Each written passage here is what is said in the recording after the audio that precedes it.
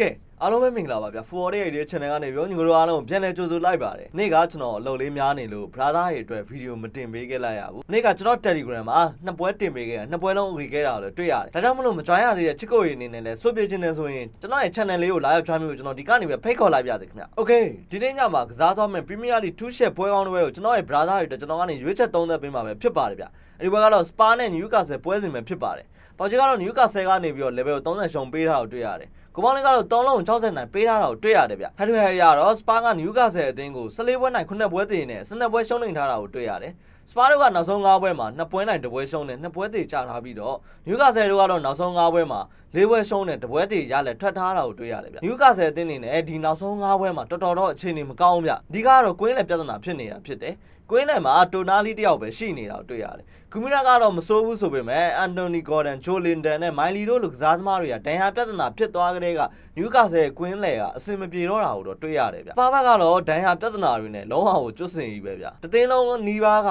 ဒဏ်ရာပြဿနာကြုံတွေ့နေရတယ်လို့ပြောရမယ်။မင်းနဲ့ပွဲတော့ကလည်းရိုမန်ရိုကအနီကတ်ထိပြီးတော့ဒီပွဲမှာပွဲပယ်ခံထားတာတော့တွေ့ရတယ်။ကျွန်တော်ကတော့ဒီပွဲမှာဂိုးပေါင်းကိုရွေးချယ်တာတော့ပို့ပြီးတော့ကောင်းမယ်လို့ထင်တယ်။ကိုပေါင်းရဂိုးဘော်လေးကိုကျွန်တော်ကတော့ပို့ပြီးကြိုက်တယ်ဘော်ဒီဆိုရင်တော့မန်စီးတီးတော့ကစပါးခြေစွမ်းကိုကြိုက်တဲ့အတွက်ကျွန်တော်ကတော့စပါးကိုပဲရွေးချက်ပေးလိုက်ပါတယ်ဗျဆုံးနေချီသွားပေးတဲ့အတွက်ညီတို့တယောက်ချင်းစီတိုင်းကိုကျေးဇူးတင်ပါတယ်ဘွယ်အောင်လေးမောင်တဲ့လေးတွေလည်းတင်ဆက်ပေးသွားမှာမလို့ကျွန်တော်ရဲ့ Telegram channel လေးကိုလာ join ပေးကြပါအောင်ကျွန်တော် channel ရဲ့ link ကိုလည်းကျွန်တော်ရဲ့ bio မှာချထားပေးပါဗျ